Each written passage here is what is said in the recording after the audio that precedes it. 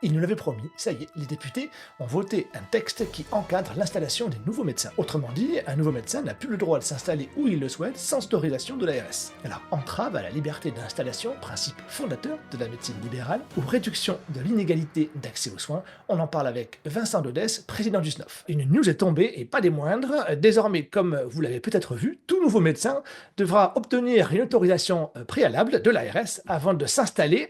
Donc avec nous aujourd'hui un spécialiste évidemment, Dr Vincent Dodès, président du SNOF, est avec nous pour nous éclairer. Salut Vincent. Bonjour. Alors, les internes doivent-ils s'inquiéter? C'est la question que beaucoup doivent se poser. Alors la réponse est plutôt non aujourd'hui. Je pense qu'on n'est qu'à un premier stade d'un parcours législatif qui va être long. Donc effectivement, c'est quand même très surprenant parce que c'est l'article 1 de cette loi. Il faut savoir qu'il y a d'autres articles qui arrivent derrière, puisqu'en fait, ça sera le 6 et le 7 mai. Donc il y aura de nouveau une discussion effectivement sur d'autres articles qui sont potentiellement aussi inquiétants d'ailleurs, parce que dans l'eau, on a pas mal de choses qui sont surprenantes. Le problème aujourd'hui, la loi, il faut d'après qu'elle soit mise en œuvre. Ce qui est surprenant, c'est que cette loi a été votée malgré l'opposition finalement du gouvernement et du ministre de la Santé, puisque Yannick Noder s'est opposé. Et c'est également une loi qui a été votée malgré l'opposition de la Commission des affaires sociales. Donc, c'est-à-dire qu'aujourd'hui, les gens qui sont en charge du dossier étaient opposés à cette loi et à cet article, en trouvant que cette coercition n'était pas très constructive ni pas très efficace. Et c'était bien évidemment l'ensemble des professionnels de santé, que ce soit les représentants, donc les syndicats des médecins, que ce soit effectivement le Conseil national de l'ordre, la conférence des doyens. En fait, tout le monde s'est opposé. Donc, c'est une loi qui va en opposition complète aujourd'hui, effectivement, avec l'ensemble des partis et même les politiques qui sont en charge de ce dossier. Donc, il va falloir derrière faire des décrets d'application. Les mettre en place, parce que là, aujourd'hui, la loi, quand on la lit comme ça, je ne vois pas trop comment elle peut être mise en œuvre. On peut rentrer dans le détail si tu le souhaites. Oui, parce que on va rappeler la raison finalement de cette loi-là, c'est que ils souhaitent lutter contre les déserts médicaux globalement, Mhm. limiter les déséquilibres de densité médicale, qui va entraîner in fine une inégalité envers les soins, que ce soit au niveau des délais et aggraver peut-être une fracture territoriale. Mais si le but en réalité c'est de réguler, donc d'encadrer, de limiter l'install, comment ils vont pouvoir le faire concrètement? Parce que et j'imagine que est-ce que les deux zones sous-denses, d'ailleurs, sont les mêmes en ophtalmo qu'en médecine générale? Comment ça fonctionne? Voilà. Alors, il y a effectivement, tu soulèves plusieurs problèmes. Donc, la première chose, c'est comment définir une zone sous-dense. Aujourd'hui, on n'a pas de zonage pour les médecins spécialistes. Donc, il y a effectivement quelques éléments pour la médecine générale, mais il n'y en a pas pour les médecins spécialistes. Et tu as parfaitement raison. Les zones sous-denses dans une spécialité ne sont pas forcément les zones sous-denses dans une autre. Après, pour pouvoir effectivement équilibrer, il faudrait imaginer qu'on a des zones en surpopulation ou surdense. En fait, dans beaucoup de spécialités, il n'y en a pas. En fait, on a plutôt un équilibre. Et finalement, interdire dans certaines zones, on prend le risque de créer un déséquilibre plus important. Il y a une grosse étude qui a été faite effectivement dans l'Est de la France, où on a vu que parfois les délais pour certaines spécialités étaient plus longs dans les grandes villes que dans des territoires ruraux, parce que finalement, il y a beaucoup moins de patients, que les habitudes de vie des patients font qu'ils se déplacent pour se faire soigner.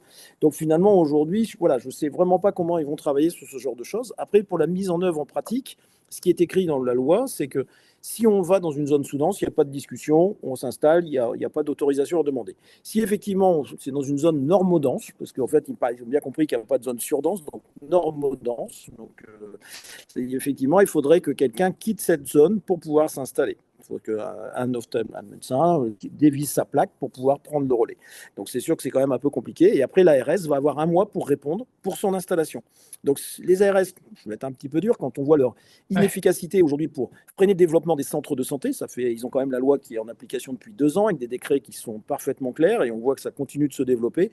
Alors, manque de volonté politique, manque effectivement de moyens, c'est possible, mais je ne vois pas comment demain, effectivement, les ARS vont pouvoir gérer et répondre au bout d'un mois, effectivement, vous pouvez vous installer, vous pouvez vous installer. Ça me paraît très compliqué à mettre en œuvre. Je pense que l'image renvoyée n'est pas terrible, parce qu'en fait, on renvoie finalement une coercition à l'installation, que ce soit d'ailleurs pour les salariés ou les libéraux, parce que le premier texte, au départ, c'était que les libéraux, maintenant, ça concerne les salariés et les libéraux. Ça me semble aujourd'hui, en tout cas, être plutôt une loi qui me semble plutôt inefficace et qui est surtout démagogique et populiste. En fait, en pratique, je ne sais pas trop comment ça va fonctionner. Donc après, il va falloir rediscuter avec les politiques, les gens qui vont organiser ça, le ministère, parce que si la loi elle est véritablement votée, il faut que ça repasse encore au Sénat, donc il y a encore des discussions en cours. Donc ça va plutôt être à nous de montrer qu'on a d'autres solutions qui seront probablement beaucoup plus pertinentes. Et la filière visuelle est l'exemple même qu'on répond finalement à l'accès aux soins, puisqu'en fait, à démographie égale, On a réussi à répondre à l'augmentation des soins, puisqu'en fait, on a diminué nos délais de façon très importante. Donc, et ça s'est fait en maillant le territoire. Et comme souvent, malheureusement, nos détracteurs, et là aujourd'hui les politiques, se servent finalement de quelques territoires alibi ou exceptionnels, puisque pour pouvoir pousser des choses qui sont parfois non conformes ou parfois des lois qui sont, à mon avis, complètement à contre-courant. Par exemple, dans les motifs effectivement de cette loi, ils reprenaient un délai effectivement pour un ophtalmologiste de 190 jours, alors qu'aujourd'hui on est bien loin de ce genre de choses. Donc on voit bien que finalement c'est toujours des anomalies ponctuelles qui sont mises en avant pour modifier des choses qui n'ont plus lieu d'être. Et après on peut parler de démographie si tu le souhaites, mais c'est la politique du stop and go qu'on a depuis des années sur la santé, c'est un coup trop fort, un coup j'arrête tout, elle est totalement ridicule en fait. Ça parce qu'en même temps, on peut le comprendre. Quand on voit, moi qui accompagne pas mal d'ophtalmos dans l'installation, je sais quand on me dit, OK, j'ai envie de m'installer à Nice ou à Lyon ou à Paris Centre-Ville, je dis oui, êtes-vous sûr du coup? Parce que vous allez travailler au départ une journée, 2 journées, mais vous remplirez pas sur 5 jours, c'est certain. Et ça va mettre des mois. Donc du coup, est-ce qu'on peut dire que ces zones sont surdenses ou pas? Pourquoi pas? Et si je me fais l'avocat du diable, évidemment, si jamais on disait que bah, l'ophtalmo ne peut pas s'installer par exemple à Nice et doit se décaler vers Grasse, pour lui, c'est pas dramatique finalement. Non, non, je suis aussi d'accord, hein. Alors l'ophtalmologie est quand même une spécialité un peu à part, parce que c'est vrai que nous, le travail est fait. Donc, et aujourd'hui, on voit bien les jeunes, le modèle d'installation des jeunes, si tu en accompagnes, et très souvent, je m'installe finalement dans une métropole, et d'entrée de jeu, je m'installe en groupe d'ailleurs, et d'entrée de jeu, je prévois une installation sur un site en tension. Ouais. Donc finalement, aujourd'hui, les jeunes ont bien compris, c'est ce que moi je vois de plus en plus, et c'est plutôt très bien. Donc c'est-à-dire que l'effet de ruissellement, effectivement, d'installation se fait, ils créent leur patientèle, parce que c'est vrai que des gros plateaux techniques lourds et chers, on ne pourra pas imaginer avoir des choses extrêmement chères sur tous les territoires, hein, c'est pas possible, hein. Donc effectivement, il faudra s'appuyer sur des plateaux lourds qui seront centrés dans des villes plus importantes ou des villes moyennes, mais probablement pas dans des petites villes. Et effectivement, les ophtalmos se déplaceront, et c'est ce qu'on porte nous depuis très longtemps, le multisite, effectivement, et on voit que ça se met en place. L'amélioration des délais, d'ailleurs, c'est surtout fait en ophtalmologie dans les villes moyennes. Elle s'est plus vraiment fait aujourd'hui, c'est assez stable maintenant dans les grandes villes, mais l'amélioration, elle a été plus spectaculaire dans les villes moyennes. Donc ça fonctionne, et les jeunes aujourd'hui font le travail intelligemment, ils sont pragmatiques et ils se déplacent et ils se rapprochent des patients, et ce qui est plutôt une bonne nouvelle. Donc effectivement, passer par la coercition et par la loi me semble aujourd'hui pas très très malin, surtout que la démographie, elle va changer extrêmement vite. On a eu par exemple l'atlas de la démographie, hein, du Conseil de l'ordre. Aujourd'hui, on parle de gens installés, hein, de médecins en activité, ce qui augmente de 1,4%. Et on va avoir un double effet qui va arriver très vite. C'est un effondrement du nombre de départs en retraite, puisqu'en fait, le gros volume est déjà parti derrière. Et parallèlement, on va avoir l'arrivée des jeunes avec l'augmentation du numerus clausus et maintenant le numerus apertus, qui a permis finalement d'amener beaucoup plus effectivement d'ophtalmologistes. Ma génération, on était 3500. Aujourd'hui, on annonce des promotions de 12 000, voire 16 000 pour certains politiques. Donc, on voit bien que ma génération qui va commencer à partir en retraite d'ici quelques années, il n'y aura plus grand monde qui parte en retraite. Et parallèlement, on va avoir une arrivée extrêmement importante de jeunes médecins. Est-ce que Donc, justement, voilà, c'est vraiment ce stop and go. C'est souvent ce qu'on voit. On arrête tout, c'est trop. ouais, Et puis, de temps en temps, c'est pas assez dans l'autre sens. Il c'est un faut peu se l'effet dire. balancier. Ouais. Exactement, oui, c'est un vrai balancier, donc c'est compliqué à gérer, mais bon, malheureusement, souvent les politiques n'ont pas une vision sur le long terme, c'est une vision à court terme. Je pense que c'est une loi aujourd'hui qui est juste d'affichage, en fait. C'est pour ça que les gens qui connaissent bien le dossier et les autorités de tutelle actuellement, dont le ministre de la Santé qui connaît le dossier, ne sont pas d'accord sur ce texte, en fait, sont opposés et ils ont parfaitement raison de l'être. D'accord. Alors, deux petites choses. Première chose, comment on fait quand on a en fait, on a un centre, admettons, de 5-6 médecins. On veut accueillir un nouvel associé. Il n'y a pas de départ en retraite. On a certes un centre principal qui est dans une zone classique, on va dire, et par contre, on a pas mal de secondaires. Est-ce que pour un secondaire, enfin, comment ça peut fonctionner concrètement, même si, en effet, j'imagine que tu n'as pas toutes les réponses parce que tout n'est pas encore mis en place. Alors là, incapable de répondre, ça va dépendre des décrets d'application. Donc, il est clair qu'aujourd'hui, il va y avoir beaucoup de décrets, il va y avoir beaucoup d'explications. Et si les décrets sortent, hein, parce qu'on a parfois des lois, bon, maintenant, Oui. effectivement, la loi impose que, soi-disant, les décrets sortent dans un délai assez court. Mais bon, on a parfois eu des lois qui ont tombé aux oubliettes parce que les décrets d'application n'étaient pas possibles, en fait. Donc, on attend, effectivement, incapable de répondre à ce genre de choses, effectivement. Est-ce que du coup, c'est pas un retour à ce qui se passait avant, ou maintenant, bah, vous, on va dire les anciens, si je te compte parmi les anciens, même si tu n'es pas tant que ça, du coup, ça revalorise votre patientèle et vous allez pouvoir la vendre finalement, puisqu'on ne peut pas s'installer comme ça. Alors, dans les attendus, les choses comme ça, on a effectivement quelques politiques qui conseillent en disant ben, on interdira la vente. Bon, encore une fois, on voit bien qu'ils ne connaissent pas les choses, parce que interdire, je pense que ça paraît quand même pas facile d'aller interdire des choses.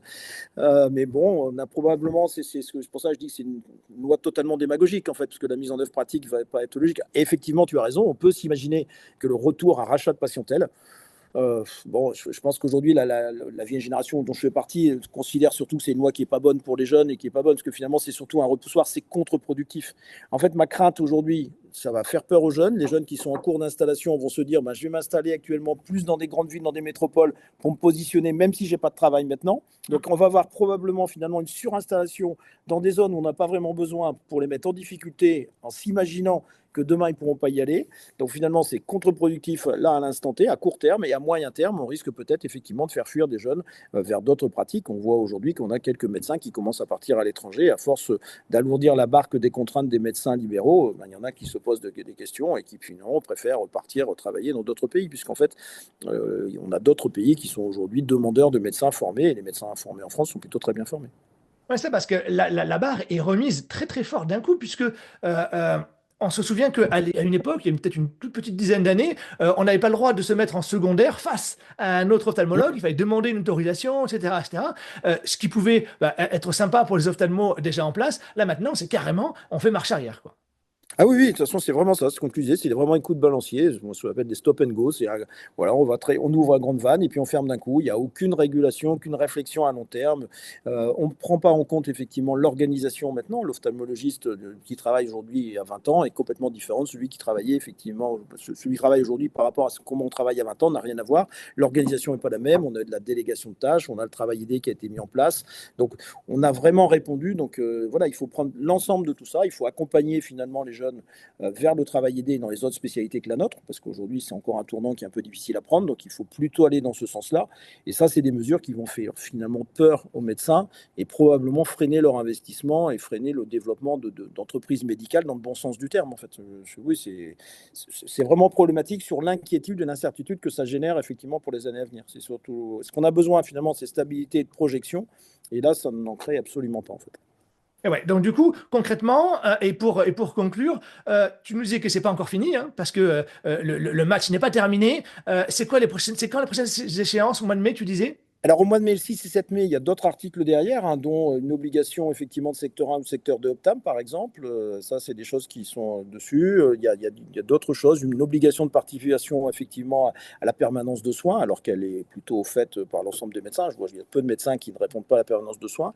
Donc, il y a d'autres textes qui sont un peu du même ordre d'idée, hein, plutôt démagogique plus qu'autre chose.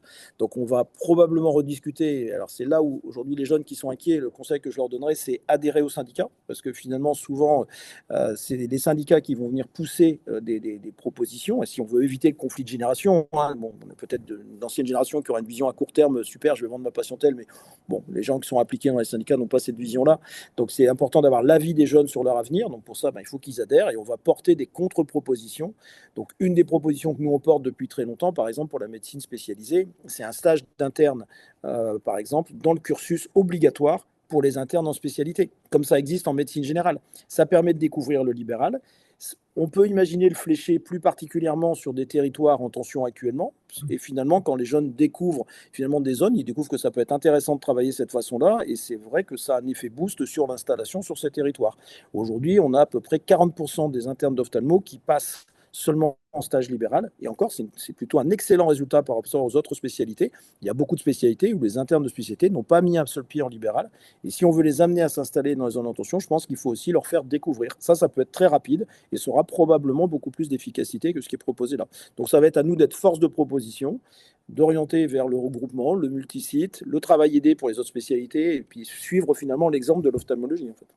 C'est ça, parce qu'en fait, c'est pas en imposant que l'on va attirer les nouveaux médecins sur ces zones-là, parce que il y a des raisons profondes. C'est parce qu'il y a un manque d'activité, un manque d'école, etc., etc. Et c'est pas pour rien que les jeunes, quand ils sortent, ils ont entre 30 et 35 ans, ils ont besoin de tout ça. Et c'est logique qu'on veuille pas s'installer, parce que c'est pas qu'on veut pas, c'est parce que c'est très complexe la vie au quotidien, quoi. Surtout quand on a été formé à Lyon, à Paris ou dans une grande ville, quoi.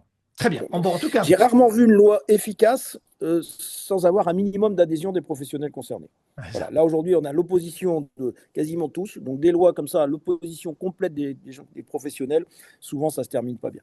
bon, espérons que ce sera une anomalie.